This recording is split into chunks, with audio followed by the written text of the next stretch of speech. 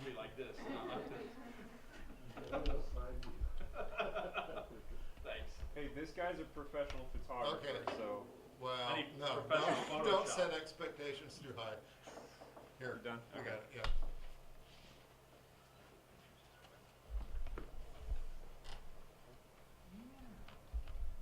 We're going to video this. I don't think I need releases from anybody, but we want to, if this goes well, we want to put it on our website. And if anybody needs a copy, it'll be available.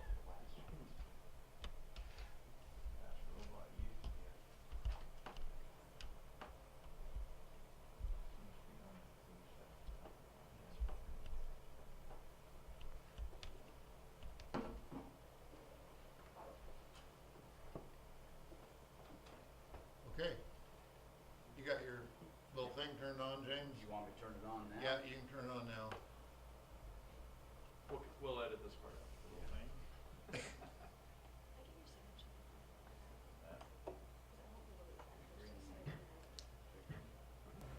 Oh, you're colorblind, aren't you? I don't have to tell everybody. That, Okay. he's not colorblind. All right, you're on. Ready, Jim? Yep. Okay. Thank you all for coming. My name's Jim Kemmerer. I think everybody knows me, even the guys that are new. And the new kids. We're here today to present Sawyer. This is Rethink Robotics Collaborative Robot. I talked with Howard and a lot of the Standard Motor guys in the past, or today with Howard, about what this can do and how it might fit or how it could fit. And so James Hofer, head of our systems group, one of our vice presidents, is going to lead this. We do ask that we hold all questions. Now, I've got notepads over here. Everyone's welcome to have them now, later, whatever. But if you wanted something to scribble on to write down questions as we go through, fine. Does anybody need a notepad?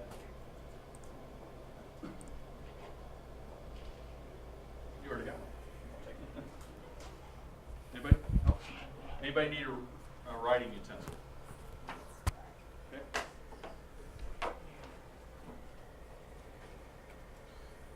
For the girls back there, you got a test. Did anybody in the back row need it? Mark? Okay, girls? Good. Anybody need something to write with? Let me grab that. Jim in the back with the camera is in charge of the Fab Lab, System Learning Center, etc. Who needs pencil?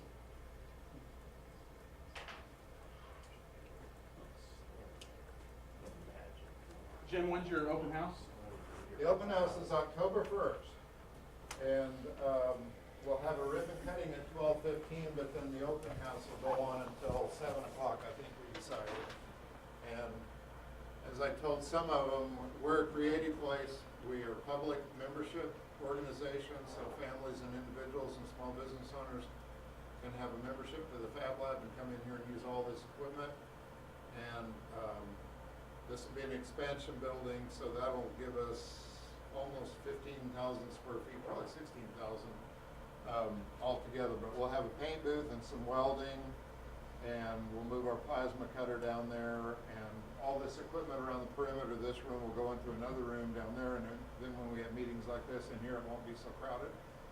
And then a business incubator, which will be kind of an open collaboration place where people can kind of hang out while they're starting their businesses. So we think that that'll make us probably the largest maker space in markets of 50,000 or less. I've never heard of 16,000 square feet in a city smaller than about 50,000. So we're really happy with that, and happy to have all of you here today. And we love stuff like this. We love hosting stuff like this, so we'll keep doing that.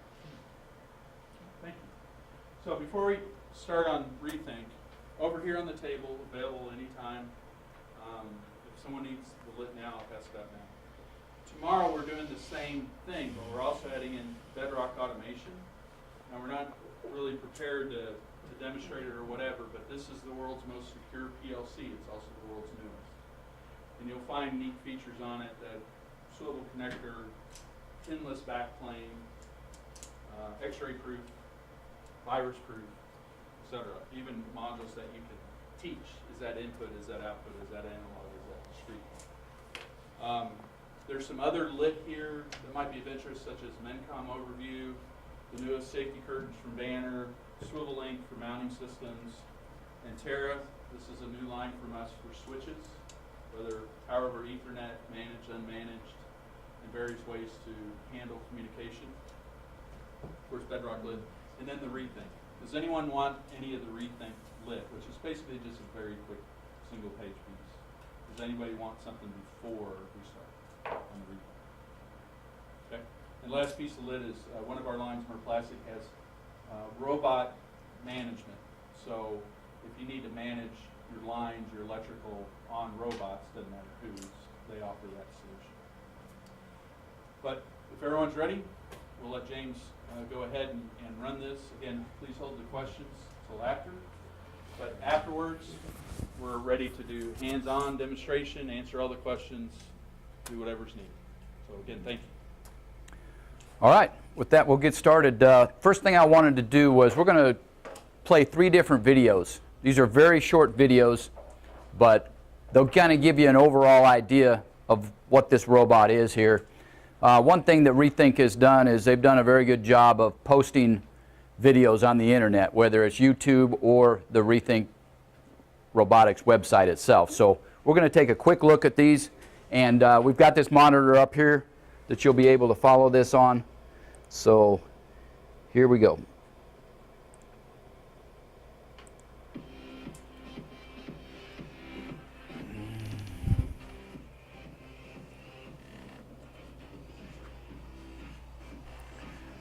The main thing there in these videos is just watch very carefully what the robot is doing in terms of what types of parts it's picking up, what it's doing with them. The grippers, take note of the grippers. There's a whole variety of grippers that are being used here. Some very clever ones, very odd designs to them.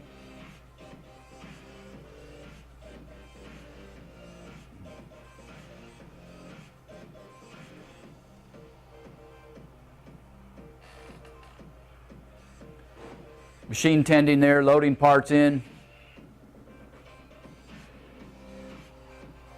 removing them.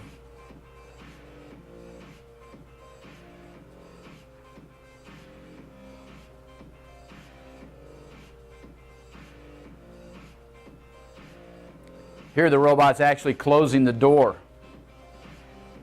on that machine tool, opening the door.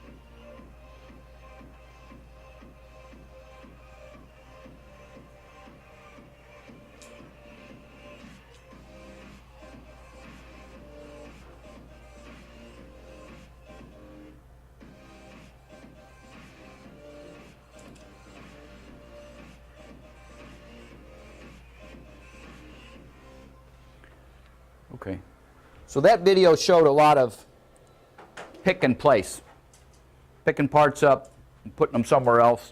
A lot of unique grippers shown there. We've got some other videos that may be more applicable to some of the people that are in this room right here, Standard Motor Products. There's some particular things here that Jim picked out some videos that he thought might be of interest to you. So these are also now going to show, I believe, some camera applications where the robot has built-in camera. We'll see some of that.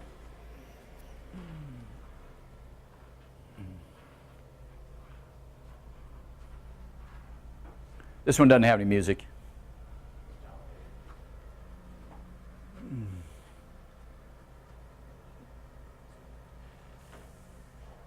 You'll have to read the text when it's displayed up there.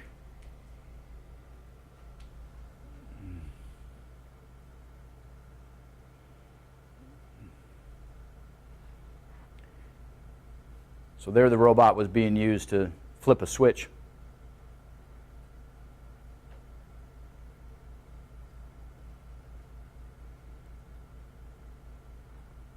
Here it's going to pull on this wiring harness and use its force sensing.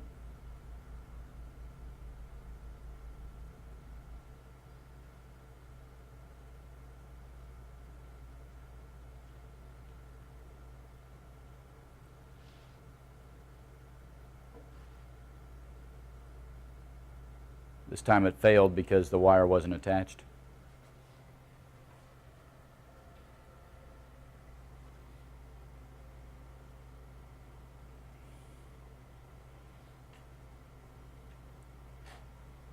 Here, instead of using a teach pendant, it's called teach by demonstration, where you move the robot yourself into the different positions. Here he's teaching a pattern or a matrix 6x2. So you teach the 4 corners, and then it knows where all the other locations are.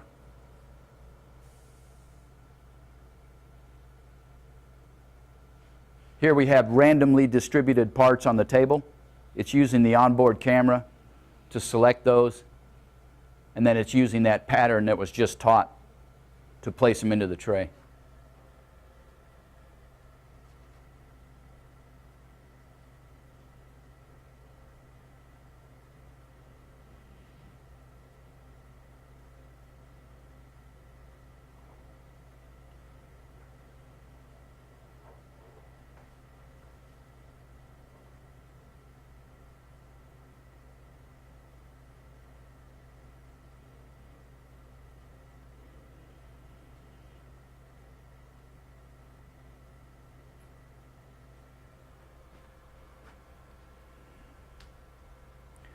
This is demonstrating the force control. Okay, the human there, the person is putting his hand in there, and the robot's sensing as it's going downward that there's an obstruction, in that case a person's hand.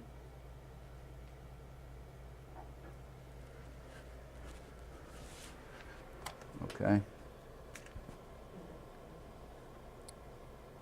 And then one final one here. This one's short.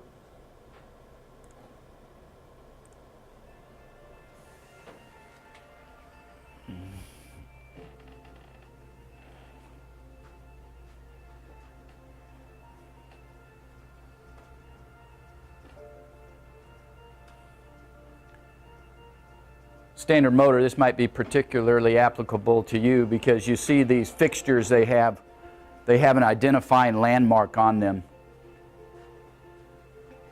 Indicates what it is and where it's located. The machine as well has one on it.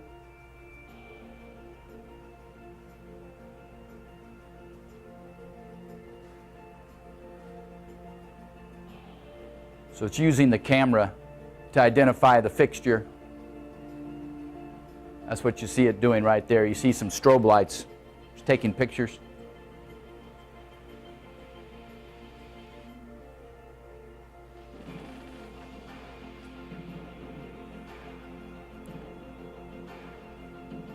There he's demonstrating how he bumped into the cart and it moved the fixture, and the robot is going to be able to adapt to that. So you don't have to have your parts perfectly fixtured.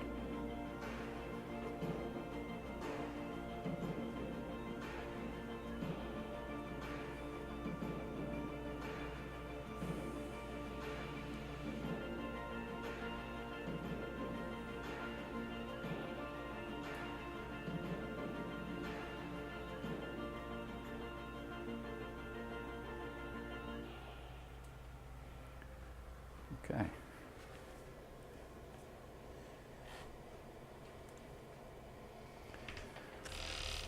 Okay. So that kind of gives you a brief overview of the capabilities of this robot in a manufacturing facility. What we're going to do now is we're going to go back and kind of highlight a lot of what you just saw there, but we're going to do it right here with this robot. So first thing to talk about is this right here is Sawyer. He's a robot. And it's a collaborative robot. So the key word there is collaborative. We've had industrial robots for many, many years. When I came out of college 30 years ago, the first thing I did was go to robot training. That was 30 years ago. At that time, we had big industrial robots. They are in cages. Nobody goes near them. They're very dangerous. This new style of robot is called collaborative. The key word being collaborative, meaning it's designed to work with people, to be in proximity of people, to be working next to you, not be in a caged environment.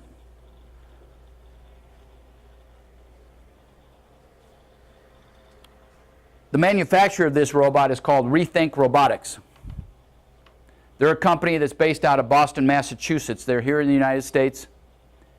The robots are manufactured in New Hampshire, just north of Boston. So the company was first started by some engineers from MIT. MIT has been one of the leading universities in the nation for years as far as robotics go. And some of the people that were trained there created Rethink Robotics, and they're still based in Boston. So they're a United States company through and through. Most robotic companies are international. They're European, they're Asian. This one is through and through American. So what makes this a collaborative robot? What makes this robot different than robots we've had for at least 30 years? That's the key thing to understand in how we're going to apply this robot, is why it's different. Okay. First thing you notice when you look at it is it's got wheels. It's got a pedestal and wheels. So this thing is made to be mobile. Typically in the past with a robot, you've bolted it either to the floor or you've bolted it to a very heavy machine base. In this case, this thing is the opposite of that. It's designed to be moved. Put it in one place today, put it in another place tomorrow. Very different in that respect.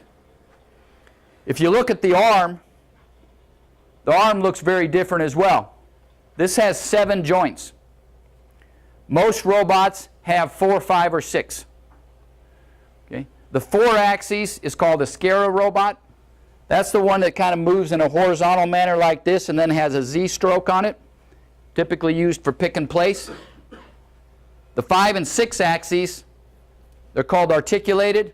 They're more of a vertical orientation, and those are the ones that you're probably more accustomed to seeing, say, in robotic welding applications or the large-scale paint booths and stuff in the automotive industry. Those are the big ones. They don't have to be big, but typically they are. Okay, this has 7 axes. Okay, it looks very odd, the orientation here. The idea here is it's trying to more closely resemble or produce the same motions as a human arm. So by having 7 axes, it gives you that much more ability to move the arm into different orientations, different positions. This robot has a built-in camera. Okay? So there's never been a robot with a built-in camera before. If I manipulate this around right here, that's an eye or a camera. Okay, and we'll demonstrate what the purpose of that might be. So we've got a built-in camera. It has built-in force sensing. Every one of these joints has a built-in force sensor. That feedback is available to you as a programmer. And we saw that in the video when they were pulling on that wiring harness to see if it was present or not. They were also used to tap a part down into a fixture very gently. Okay? Of course, the force sensing is also a safety feature. And we'll talk about that here in a few minutes, but that's how this robot senses that it has either hit something or nudged something through the capabilities of these force sensors in each one of the axes. It has something called 0G mode, which I just used a moment ago. If I want to move this arm around, I can easily do that. There's a button that you press right here, and the robot just kind of relaxes. It doesn't collapse, but it relaxes. This allows a human being to very easily move this robot. I can move it out of my way, If it was to crash into me, I can easily move it away. Okay? So this 0G mode, we also saw in the video there how we use it to teach positions. Instead of having to use a teach pendant and jog an axis, you just simply grab a hold of it and move it.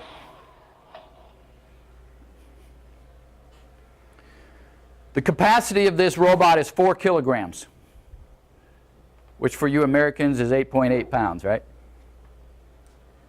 Okay, so you ask, well, 4 kilograms, how heavy is that? I mean, 8.8 pounds.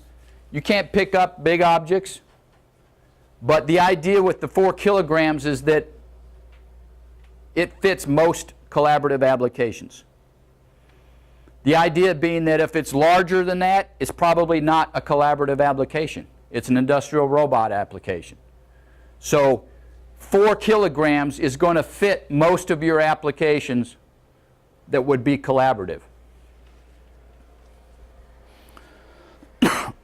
All right, so safety. Because this robot is going to work in proximity to a human being, there has to be some safety issues. There has to be some concerns or considerations in the design of the robot. What makes this robot able to work in an environment next to human beings without having to put a cage around it? Okay. Number one is it's called inherently safe.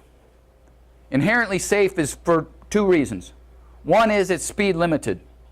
It can't move very fast. Number 2, it's force limited. Back to what we talked about earlier with the joint, each joint has a force sensor in it. It can only apply so much force. If it's moving and it hits something, it senses that force and stops. So it has the force sensing capabilities. Okay?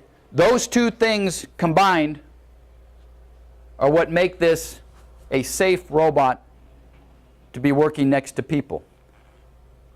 Now, that doesn't mean that the application itself is necessarily safe. And the difference there is key. The robot is safe. That doesn't mean what I do with it is safe. Okay? If you can imagine, we saw a lot of, in that video, we were picking things up and putting them over here. All right? If you pick up a knife and hold it in your hand, that's not safe. I don't care how inherently safe the robot is, the application is not safe. If I'm picking up a pillow and moving a pillow from here to here, that's safe. It's inherently safe. The robot is. The application is also safe. I'm moving a pillow. If I'm moving a knife, not safe. Okay? So it's very important to understand the difference between the robot being safe and the application being safe. So how do you determine if an application is safe? Well, there's something called a risk assessment. A risk assessment is up to the user. Obviously, Rethink Robotics cannot consider whether your application is safe because every application is different. So as the user, when you decide to implement a collaborative robot, you have to perform a risk assessment and decide, is my application safe? And then go from there. All right? I'm going to go ahead and start a robot demonstration here. We're going to make this robot actually do something. So I call this Tai Chi. If anybody's familiar, it's like yoga. Okay, it's kind of an exercise you do. So we're going to get this robot moving, and we'll take a look at the motion of the robot. Okay, so it's going to start out very slowly right now. It starts all tasks slowly. That's a safety thing. Okay, now it's into its full speed motion. All right, so a couple things to notice about what it's doing right now. That speed that it's moving is about top speed for this robot. It has a definition of 1.5 meters per second. Generally, you're not going to move that fast. Okay, if it's moving a long distance, it can accelerate up and probably get to 1.5 meters per second and slow down. But most applications, you're not doing that. You're moving very small distances. Okay, so it's probably not going to achieve that 1.5 meters per second. what you see here is pretty typical. Okay? So also notice what it's doing. A lot of gyrations, a lot of manipulation. You're seeing that wrist turn. You're seeing all the different joints turning. Kind of gives you an idea of what kind of motion this thing can perform. It's different than a 4, 5, or 6 axis. You've got that extra axis in there to allow it to make a lot different motions. Huh? Now the first thing that people say to me when they see this, they go, well, that robot doesn't move very fast. What good is a robot that doesn't move fast? Well, you're asking the wrong question. If you have a collaborative robot application, the point is not to move fast. If you want to move fast, you need an industrial robot. Okay? We sell industrial robots. I'll sell you one. They're called Mitsubishi. You guys have some of them. Okay? They can move really fast. That's not what this robot does. Imagine if this robot was moving fast. It's no longer safe, is it? You can't have a robot moving really fast and a human being standing right next to it. Because it doesn't matter how able this robot is to stop. It's already done the damage. So the first thing you look at when you're considering a collaborative robot application is these operate slow and steady. They can operate 8 hours, 24 hours, 5 days a week, 7 days a week, every day of the year if you want. They're going to work slow and they're going to work steady, but they're not going to work fast. So if the first thing you ask yourself when I'm looking at applications is, well, how fast can it go? Then don't even bother. You're not looking at this with the right perspective. Okay? So I'll start this up again. And we'll see that this is fairly typical. Okay, it's going to start out slow. Just in case a human's standing here, kind of wakes you up. Oh, this guy's moving. Okay? So I got to be aware of that. Okay? Now it's into its regular motion. So as far as this safety goes, how safe is this thing? Well, let's find out. If I want to stand right here. Okay? Now if I move out of the way, the robot's going to slowly start up again and resume its task. Okay? So it might be that this is in a work cell with a human being, and it's just inadvertently somebody steps into it. Oh, I just realized I was in the robot's way. I get out of the way. The robot's going to continue what it does. Okay. So that's the safety aspect. Now clearly if that had a knife and a gripper there, I kind of would have had a little problem there. All right? All right. That's what I call my Tai Chi demo. We're going to move on, and I'm going to show you a few other demos here now. Some of the other features of what this robot can do. So I'm going to open up a new task here. This one's called Landmark. And what we're going to do is we're going to pick up some parts and put them in a box.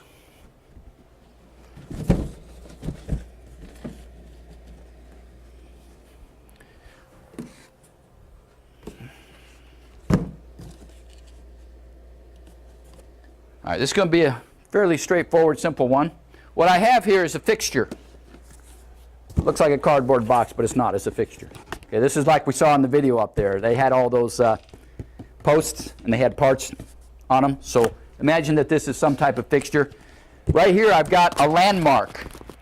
This is a special item here in that it has this 2D code on it. This 2D code has embedded in it the number 3. Okay? This robot will recognize this as number 3 landmark. It also gives it an orientation. Okay? If this thing is this way or this way, the robot can determine the orientation of this box. based off of this landmark. So the first thing we're going to do is position parts. Okay, these parts are now fixtured in a known position. So we're going to go ahead and start this task.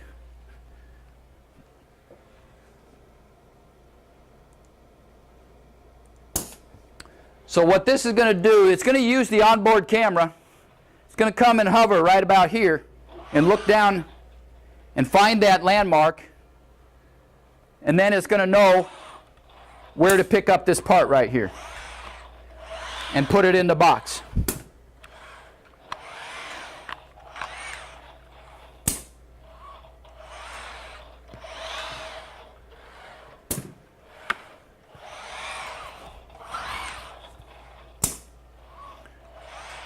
All right. So now I'm out of parts. Robot's going to come over here and try to make a pick. Okay, it tried twice.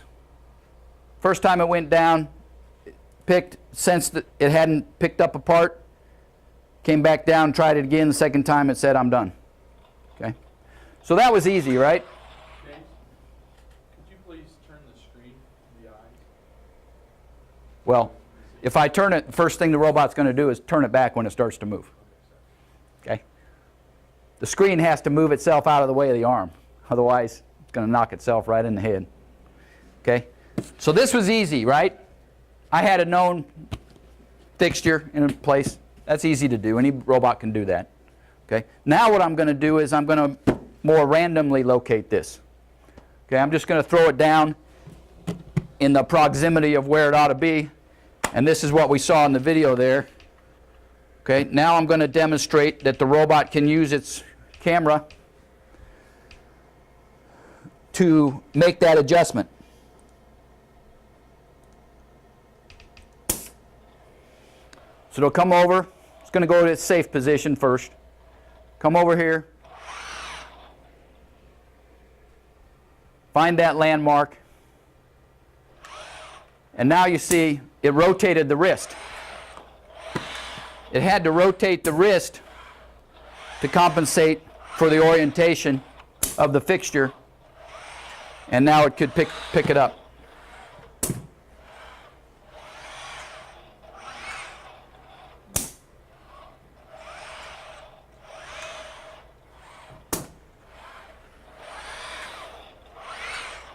Okay, so that's pretty cool. Most industrial robots can't do that. This one can because of the built-in camera there. So that camera has a field of view, and you can't see it where you're sitting, but I have a rectangle that's drawn right here. And from that position, it was hovering right about here.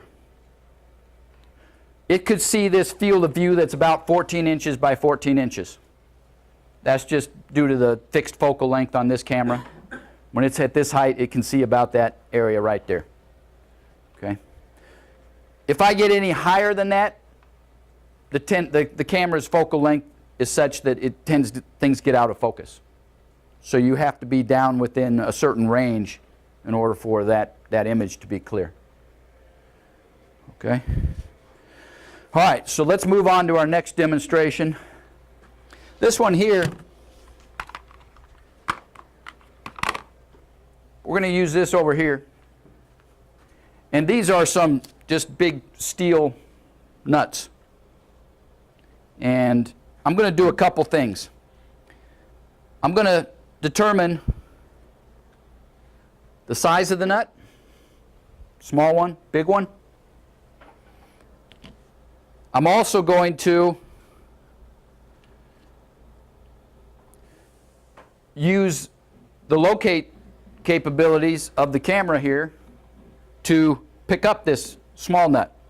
Okay? I've got a problem with this small nut here because if it picks it up across the flats right here, like this, it's going to drop it. Because my gripper doesn't close enough to get a good firm grip on this. I have to pick it up across the corners of the hexagon here. Okay? So in order to do that, I've got to know the orientation of this nut on the conveyor. So we're going to use the camera to determine whether it's a large nut or a small nut, and also the orientation of the small nut. And then it will rotate the wrist sort of like we did over here to make sure I'm picking it up across the corners here. Now you'll notice I've got some tape on here. The reason for that is I'm doing an inspection where I'm trying to find an edge. That edge tells me the orientation of this nut. Okay? Unfortunately, my black nut and my black conveyor belt about the same color. Okay, one thing about machine vision is you kind of have to have some contrast between things that you're looking at. So in this case, I've got to create a little bit of contrast between the nut and the conveyor belt. All right? So we're going to go ahead and, let's see, we're going to load this task called nut select.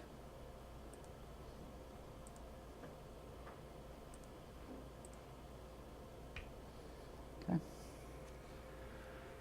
And if I have everything staged here, we're going to go over and inspect, see if we can determine whether this is a large one or a small one, and what the orientation should be to pick this up. Okay. So we're taking a picture right now of the nut, and we picked it up across the corners. It's going to put the small ones over there, and we're going to put the big ones in this box right here. So you can see that we are separating these by size based on the ability of the camera to make that inspection.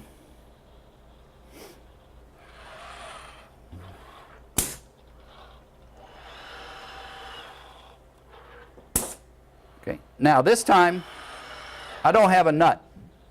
Okay, there's nothing there. Robot recognized that and said, hey, wait a minute.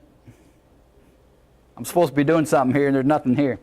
Okay? So the robot's pretty smart. It just said, hey, I can't do this. So it raised its hand and said, time out here. Okay? So I'm going to go ahead now and we'll put a part in here. And I'm going to wake Sawyer up. He's sleeping right now. So I'm just going to give him a little nudge. And we're going to use that force sensing capability of the robot to wake him up so he can resume his task here. Okay.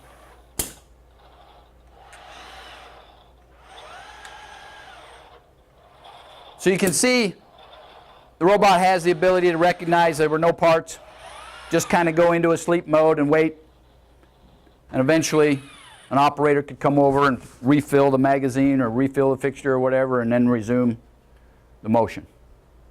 Okay. So that's pretty cool. Kind of using some different capabilities there.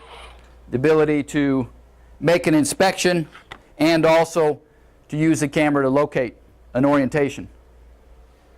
All right. Next one I'm going to do here is called Decon Inspect. And what this is,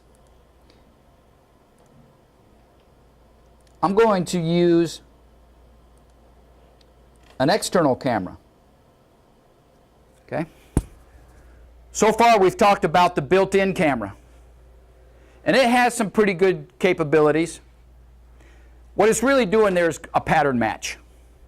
Okay, with machine vision we can do something called a pattern match where you essentially teach it. You teach it what something looks like. I taught it what a small nut looked like, what a large nut looked like, and I used a pattern match to find an edge so I could determine an orientation. That's about what this camera is capable of doing. There's a lot of other times where we want to use the full capabilities of machine vision technology that's available to us today.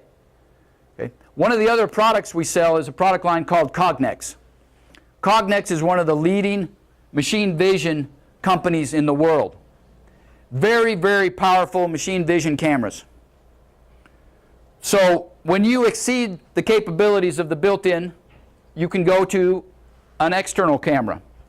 Okay, so in this case, we're going to use an external camera to do an inspection on these parts right here. So we'll stage these parts on the conveyor, and what we're going to look for is we're going to look for the orientation of this. Okay, we can tell an orientation because we've got this clear window right here. So if it's this way, that's different than this way. Okay, I'm also going to inspect for the presence of that window, if it's there or not. Okay, if this is a good part, I'll go ahead and package it. I'm going to go ahead and put it in a box and ship it out. But if it's a bad part, I'm going to set it over here. We'll put it over there. It's a reject. Okay? So we're going to start the task. I'm going to trigger an inspection with this camera. I've got a photo eye right here. I'm just going to wave my hand over the photo eye. That'll cause this camera to take a picture and do that inspection. Then I'll move the part down into the pick position here for the conveyor to pick it up. So how is this camera communicating to the robot? Okay, it's using the communication protocol over Ethernet. We're sending that information over there. Right now we've got 4 different protocols that we're capable of. One is called TCP/IP. That's just kind of a general Ethernet protocol where you can send a message packet. In this case, that message packet has embedded in it the X and Y of the orientation, or the X and Y, which is the center of mass of this, also a theta, which is your orientation, and then also a pass-fail, just a Boolean flag that says either it passed or it didn't. That information's all packaged up in an Ethernet message and sent over. Sawyer receives that message and parses it back out. It says the first, it's comma separated. Okay, so the first field is my X component, second field is my Y, third is my theta, and the fourth is pass-fail. So it parses that out and stores it into a variable. So the variable then is available in the program to use to make decisions about what it's going to do. So let me go ahead and start up this task, and we'll see if Sawyer can talk to that camera and do the appropriate things here. Okay. So Sawyer's moving right now. I'm going to do that inspection and move this into its pick position. Meanwhile, I'm going to go ahead and stage the next part. I'll do that inspection. Okay, so that was a good part. We're going to put that in the box.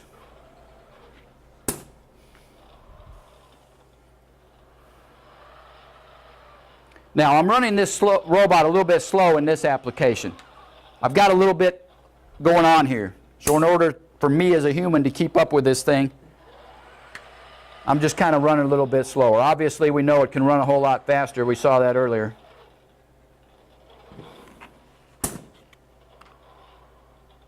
Okay, so now I've got a bad part here. This is missing that window. Okay.